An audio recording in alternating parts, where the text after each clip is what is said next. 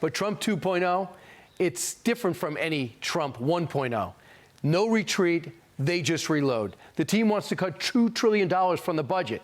You know, we're on overdraft right now. Eliminate thousands from the federal payroll. So Democrats, I have an idea. Realize that most of these policies are pro-American. They're really not Republican. Play ball. Why not?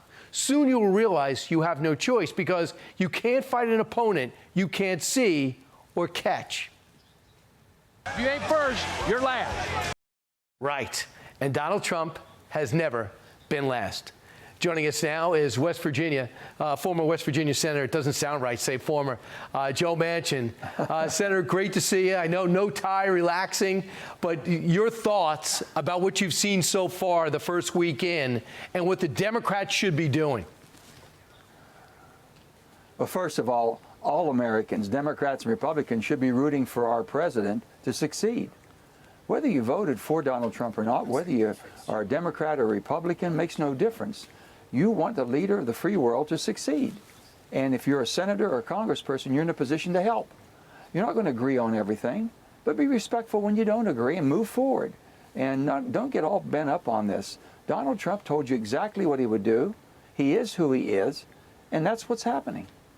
So far, take a look at 10 days by president. George W. Bush had 2 executive orders. President Obama had 5.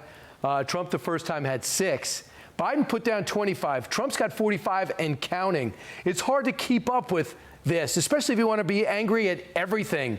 You mentioned to me when it comes to the border, when it comes to cracking down on illegal immigrant criminals, get on board, right? Well, 2 things he's done, which I think tremendous support by the American public. All people of all walks of life support the basically immigration, stopping this immigration scourge that we've had. It was wrong. It was the most deadliest thing and most challenging thing we've had. And the other thing is basically no one's talking about 100,000 deaths a year. A year. We've had more deaths from drug abuse and drug overdoses and drug use than anything else, Brian, than any other wars, and all the wars put together. And now he's saying, okay, Mexico, China, you send the precursor to Mexico, they make the fentanyl and send it to America. We're going to put a lot of hurting on you all. And tariffs, if that's what the tariffs are for, to stop that, then use it to protect Americans. Use it to save American lives.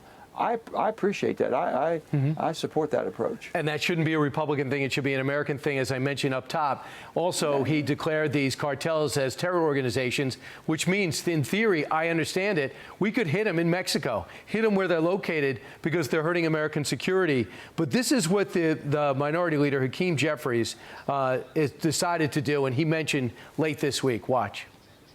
We're going to keep focused on the need to look out for everyday New Yorkers and everyday Americans who are under assault by an extreme MAGA Republican agenda that is trying to cut taxes for billionaire donors and wealthy corporations and then stick New Yorkers and working class Americans across the country with the bill. That's not acceptable. We are going to fight it. Legislatively, we are going to fight it in the courts, and we're going to fight it in the streets. Yeah. Those last 3, fight. The White House demanding an apology from Hakeem Jeffries, fighting the streets. Also, to be honest, Senator, he's not being candid. This president's talking about putting the SALT back in to allow them to write off state taxes, which are high in New York. And the billionaires are corporate tax breaks. They're not for billionaires. Your thoughts about the language and the approach? Well, first of all, we all should be paying our fair share of taxes. I believe that strongly, and the president's going to have to find a way to make sure that everyone is paying their fair share. I think they'll do that because they have to have the revenue source, but also the waste that's in government. We've known that for a long time. He's going after it. And, you know, no one's talking about you said the cartels in Mexico. We've known about that for quite some time. Mexican government has not been really supportive of our help, the Americans' help. Our ability to go down there and root out these cartels. They should be doing that. That's where it's coming from and coming up. So I'm hopefully that type of cooperation will start happening. And I think that President Trump can put pressure on for that. I just respectfully disagree with Hakeem on his approach to this. We're going to fight, we're going to fight. We're going to try to make common sense to how we work together. That's what they should be talking about. So. We don't need any more fighting. We got enough fighting. We've got enemies everywhere. We don't need enemies from within. So let's start talking about, hey, I disagree respectfully. This is a better way maybe. Try this. But try to meet them halfway. And when not, just don't vote for it then if you can't. I understand. You know, and by the calling way, people's names and attacking is not right. Senator, you're a former governor. You know what it's like to run a state and a city, as well as represent your state in Washington.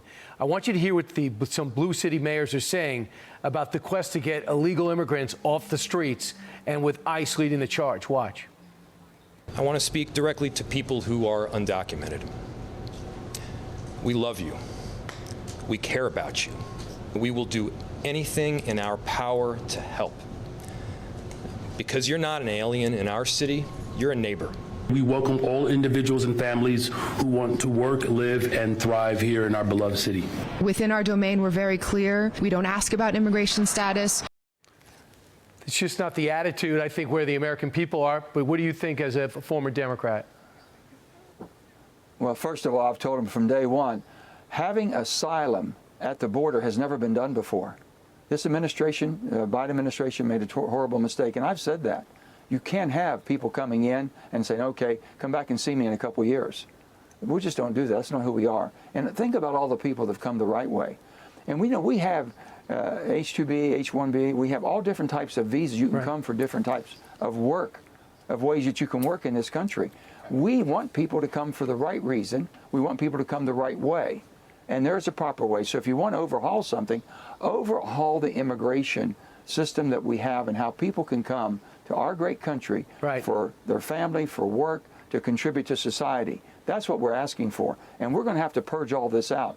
I support President Trump totally as far as in eliminating this illegal scourge that we've had, and a lot of the people that have come absolutely for the wrong reason and have done harm to our country. And those three mayors, I think, are totally tone deaf and are missing the boat because they're choosing illegals over their American citizens. Senator, thanks so much. I know you have a granddaughter playing basketball today, but you decided to stop down with us first. Thank you. Great to see you, Senator Joe Manchin. Well, hey, Brian, keep the facts rolling, brother. We love it, and let's just work together. We're all Americans. It's Americans first, and it's always going to be about how do we make our country better. And let's hope that our president will be successful, and let's work to make him successful. Go get him, Senator.